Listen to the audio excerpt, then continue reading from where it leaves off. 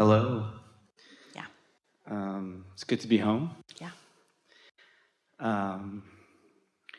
So you're going to be a little irked at me, Abraham, because... Not ever. If it sounds that way, it's a misunderstanding. I meant it tongue in cheek. We're eager. Yeah. The reason I say that is because I've tried breathing meditation, but what really works for me, honestly, is 30 minutes a night writing. I get to this blissful state. I talk about... Good. I mean, as you know, Good. I know you know all things, but... We'd rather see you in a state of appreciation than meditation anyway, because whether you're appreciating or meditating, there's no resistance in your vibration, and you can't run around meditating all the time. Meditation is the way you clear your mind easily once you get the hang of it. So now we're past that. Mm-hmm. What do you want to talk about? So the man that I write about, that I am, that person that he's brilliant, can do all this, whatnot, it's kind of related to, a little bit to the previous question. So much of the stuff since I've begun following you has come to pass, especially those things within my agency, right? Or what I feel is my agency. Everything is your agency. So, even if it's about someone else, because when you care about someone else, you put their improved experience in your vortex. You can't work against anyone, but you can work for everyone. I'm trying to absorb that. Your inner being will not help you work against anyone. Your inner being will help you work for everyone. So, to the crux. I know that's what you're so the job that I wanted, I received fully everything, the job, the culture there, everything, and of course I expanded, I grew, I wanted more. Now, I'm just going to be honest, and may sound vain, but whatever, but now I've grown, I want the fame. And so the person I write about, and I now expect, I still am not getting that next level that I want. Let's talk about that. So when you think about the fame, the recognition, what's the emotion? Glee. Good. Well, that's descriptive. Okay. So what do you think that glee is representing? What is it about being seen and understood? What is it that you think is ringing your inner being's bells? I think it's the greatness that I feel about myself, and I feel everyone can get there for themselves, but the greatness I feel for myself is being recognized. I've come into full fruition. That's part of it, but we have some questions for you. Does it feel like the desire for that is because more will hear you and benefit from what you know? Honestly, partially. What's the other part?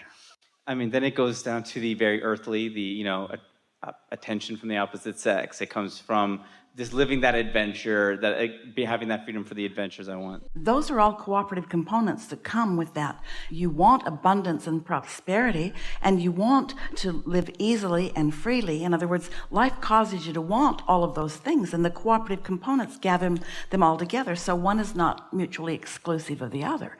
There's nothing out of whack about that.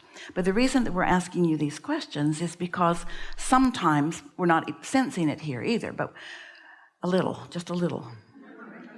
When you're really in sync with your inner being, who knows your value, your power, your ability to articulate, your ability to uplift, your ability to inspire, your ability to get tuned in, tapped in, turned on, your ability to join the forces of non-physical energy and source energy and radiate it, that's who you are. That's who you were born to be. And anything less than that will not be enough for you. So there's that, and that is gleeful. Could you feel it? Some of you are getting goosebumps over that one, aren't you? But there's a difference between wanting to prove something to somebody. They didn't see it. They didn't see it in me. And now that's different, because that's pushing against something that someone once thought. It's one thing to let yourself be who you really are, and it's another thing to need to prove it, because those guys don't know it. Because when you need to prove it, no matter how big, no matter how famous, no matter how whatever, they still can't hear you, because it's not about you, it's about them. But if you make it about you, Jerry always said, as he wanted to expose staff or family to nice experiences, I just want them to know what the options are. He didn't want to do it all for them, and he didn't want to undermine them in any way.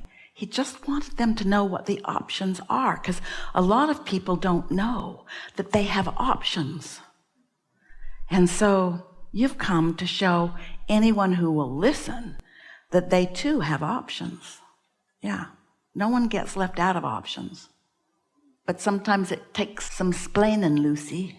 Just so I can clarify, just so I understand, it's because I'll admit I came up here with a presumption, and that was I'm picking up that end of the stick, that I want that fame, I want that acting job or whatever it is, and because I'm giving it too much attention. Stop for a moment. You gave us the best opportunity ever to explain in detail what cooperative components are.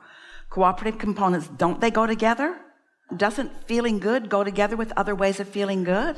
But what's happening is you're trying to wedge into there so many people's opinion. Esther said to someone, she had a group of college students in her house last summer, just for a week. And she adored them. She thought they were wonderful. She thinks they're brilliant, and they're also incredibly annoying because they have strong opinions about everything, and they are not always, not even hardly usually, in touch with their inner beings. When they get into these college student, let's talk about this and this and this. So Esther sat in her office, which has a half wall on it, and she kind of had a bird's eye view. She named her house Bird's Eye, a bird's eye view of just about everything that was going on in her surroundings. And so she heard a lot of their conversations. And every now and again she'd say, "That's going to bite you in the butt. That's going to bite you in the butt." And finally, they're laughing. What's your grandma saying? What's she saying?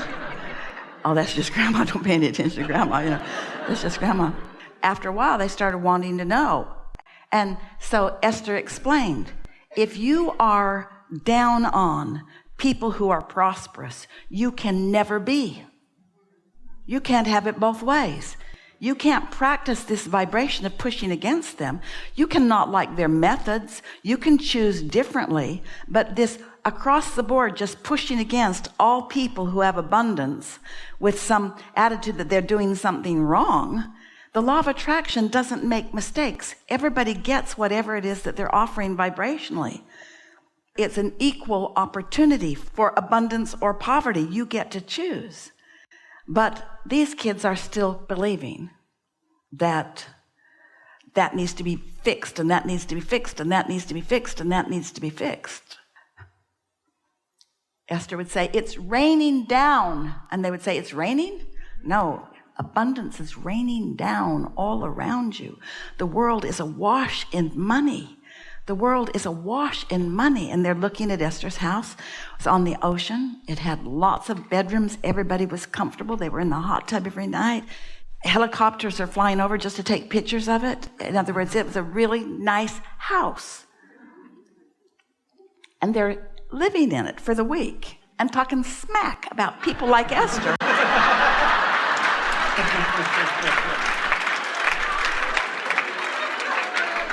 And Esther's saying, you can't have it both ways.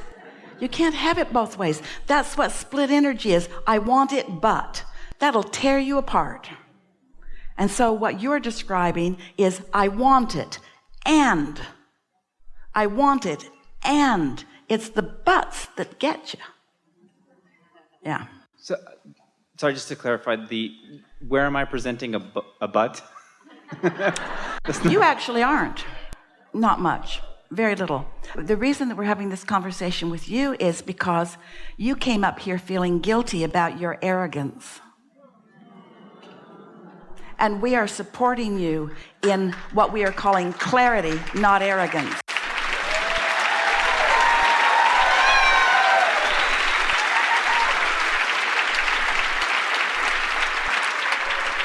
And if you ever find yourself for a moment doing otherwise, you'll feel negative emotion and you'll know. That's how it works. Shockingly, you nailed it. Yeah. I hope you were able to help people through me. Undoubtedly, best conversation about abundance that we've ever had.